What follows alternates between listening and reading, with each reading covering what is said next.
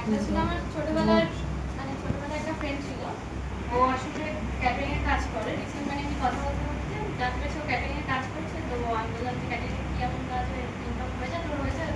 বলছে না হয় না। ইয়ার কাজ হবে এই তো দেবে খালি কোনো কাজ হ্যাঁ, তো ইনকাম না স্যাটিসফাই না। তা আমি বললাম যে আমাদের এখানে কাজ প্লিজ ভাই ইনকাম হয় দেয় 80 টাকা করে দেয় তো 1000 টাকা করে নিয়ে আরেকটা কোন কেন নিশ্চয় যাই হোক কিছু একটা হবে আমাকে হ্যাঁ বলো স্যাটিসফাই ছিল না। তা আমি বললাম যে তো আমাদের এখানে কাজ করতে পারি। বলে কিরকম কি কাজ? তো আমি বললাম কম্পিউটার কিছু নলেজ আছে? তো বলছে না আমার তো কম্পিউটার কিছু নলেজ নেই।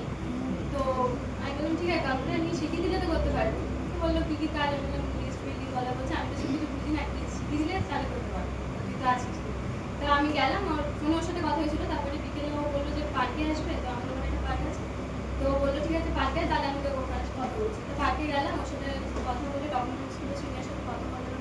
তারপরে ডকুমেন্টসটা নিলাম, ওর বাড়িতে গিয়ে জেরক্স টেরক্স করে একটা খামের মধ্যে নিয়ে টাকাটা নিয়ে চলে এলাম। প্রপার তারপরে ইম্পর্টেন্স দিয়ে চলে এসেছি হ্যাঁ, তারপর লাস্টে আমি আমার দিদার বাড়ি গেছিলাম। ওখানে আমার একটা টিচারকে, আমি ছোটবেলা ওনার কাছে পড়তাম, টিচারটাকে বলা আছে যে আমার রেফারেন্স নিয়েছিলাম।